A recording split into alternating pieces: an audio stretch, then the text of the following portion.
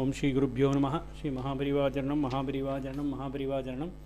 இன்றைக்கி தெய்வத்தின் குரல் பாகம் 5 சங்கர சரித்தம் என்ற தலைப்பில் பெரியவா சொல்கிறத மேலே வாசிக்கிறேன். இது பக்கம் 928 ஆரம்பிக்கிறது. ஏற்கனவே ஆச்சாரிய சரித்திரங்கள் எழுதி வைத்து விட்டது தீர்ந்து போன விஷயம். எழுதியவர்கள் எல்லோருமே ஆச்சாரியாரிடம் நிரம்ப பக்தி வைத்திருந்த பெரியவர்கள்.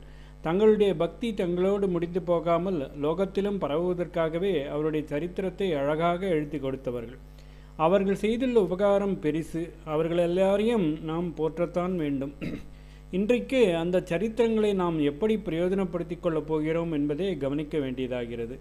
எந்த சரித்திரமானாலும் அது மனசை ஆச்சாரியாரிடம் இழுத்து வைக்கிறது என்ற முறையில் பக்தி நூல்களாக எல்லாவற்றையுமே நாம் ரசிக்க வேண்டியதுதான். இங்கே கேள்வி வேண்டாம். பக்திக்கு கேள்வியும் இல்லை, பதிலும் இல்லை. பக்தி தான் நமக்கு முக்கியம். ஆச்சாரியாலை நம்முடைய கல்லு மனசு நினைத்து கொஞ்சம் முருகும்படியாக எங்கே அவகாசம் கிடைத்தாலும் அப்படி பண்ணிவிட்டு போக வேண்டியதுதான். அதனால் எல்லா சரித்திரங்களையும் பாராயணம் பண்ணுவோம்.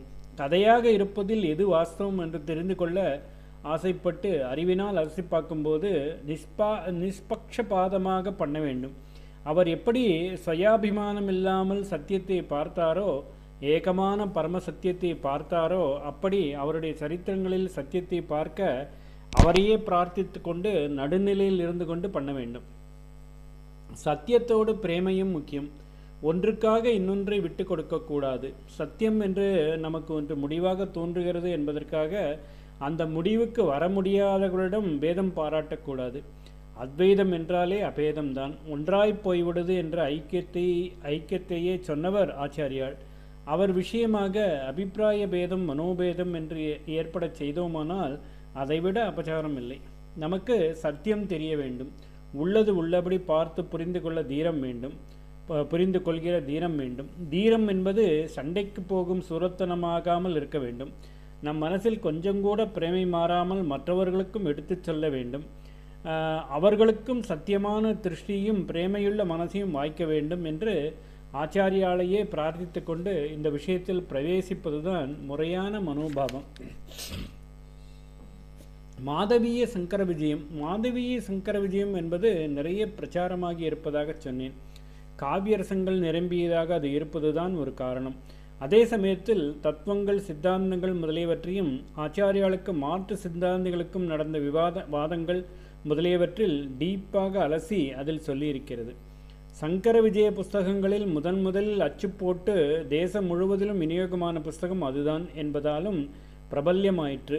அதை நன்றாக பிரச்சாரம் செய்ய வேண்டும் என்று ஈடுபாடு கொண்ட அபிமானிகள் இருந்தார்கள். 100 வருஷம் முந்தியே 30 வருஷ இடைவெளிக்குள் பம்பாயிலிருந்து முதல் எடிஷனும் பூனாவிலிருந்து 2வது எடிஷனும் போட்டு விநியோகமான புஸ்தகம் அது. 2 வியாக்கியானங்களோடு சேர்த்து பெரிசாக அச்சு போட்ட புஸ்தகம். அச்சுதராய மோடக் என்பவர் எழுதிய அத்வைத ராஜ்யலக்ஷ்மி என்பது ஒரு வியாக்கியானம். இன்னொன்று டிண்டிமவ்யாக்கியானம் தனபதி சூரி என்பவர் எழுதியது. மாதவீய சங்கர விஜயம் எழுதியவர் அதற்கு சம்க்ஷேப, அதாவது சுருக்கமான சங்கர விஜயம் என்று பெயர் கொடுத்திருக்கிறார். புஸ்தக ஆரம்பத்தில் ஏற்கனவே ஆச்சாரியாலை பற்றி இருப்பதான சரித்திரங்களிலிருந்து திரட்டி சுருக்கி தாம் எழுதுவதாக தெரிவித்திருக்கிறார். வியாசாச்சலரை பேர் குறிப்பிட்டு சொல்லி அவருடைய சங்கர விஜயத்திலிருந்தும் இன்னும் மற்ற புஸ்தகங்களிலிருந்தும் சேகரித்து எழுதுகிறேன் என்று சொல்கிறார். அந்த பூர்வ கவிகளுடைய ஸ்லோகங்கள் ரொம்பவும் மதுரமானவை. ரொம்பவும் தித்திப்பாக சாப்பிட்டால் திகட்டி போகும் அல்லவா? அப்படி ஆகாமல்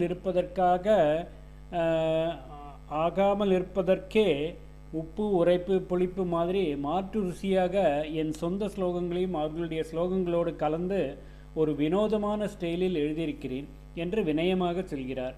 வினயத்தில் வாஸ்தவமும் கலந்திருக்கிறது. வாஸ்தவம் என்றது பூர்வ கவிகள் மதுரமாக பாடியிருப்பதாகவும் இவர் அதற்கு மாறாக பாடியிருப்பதாகவும் சொல்வதை அல்ல. இவர் சொந்த கவனமும் அவர்களுடையதைப் போலவே அதைவிடவும் கூட மதுரமாக இருப்பவைதான். பின்னே என்ன வாஸ்தவம் என்றால் மற்ற புஸ்தகங்களிலிருந்து இவர் நிறைய எடுத்து தம் புஸ்தகத்தில் கொடுத்திருக்காரா என்பதுதான்.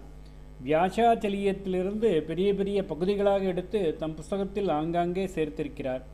ராஜசூடாமணி தீட்சிதரின் சங்கராபியுதம் ராமபத்ர தீட்சிதரின் பதஞ்சலி விஜயம், ஜெகநாத கவியின் பகவத்பாத சப்ததி ஆகியவற்றிலிருந்தும் அநேக ஸ்லோகங்களை எடுத்து இந்த புஸ்தகத்தில் கொடுத்திருக்கிறார். ஆனந்தகிரியும் ஒரு முக்கிய சோர்ஸாக எடுத்துக்கொண்டுள்ள இன்னொரு புஸ்தகம்.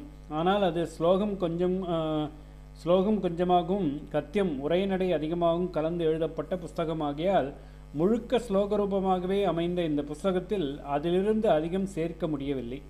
ஆனாலும் அதிலிருந்தும் சில ஸ்லோகங்களை கையாண்டிருக்கிறார். அதன் வசன நடைப்பகுதிகளிலிருந்தும் தாற்பயங்களை எடுத்துக்கொண்டு ஸ்லோகமாக பண்ணி கொடுத்திருக்கிறார்.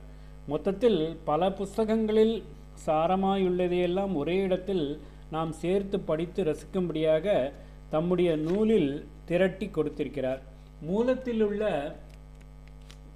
உள்ளதை அப்படியே கொடுப்பது, கொஞ்சம் மாற்றி கொடுப்பது, டெவலப் பண்ணி கொடுப்பது என்று 3 விதமாகவும் பண்ணியிருக்கிறார். ஆகையால் அந்த புஸ்தகம் பண்டித பாமர ரஞ்சகமாக பிரசித்தமாகி இருக்கிறது. ஓம் ஸ்ரீ குருப்யோர் மகா. ஸ்ரீ மகாபிரிவாச்சரணம், மகாபிரிவாச்சரணம், மகாபிரிவாச்சரணம்.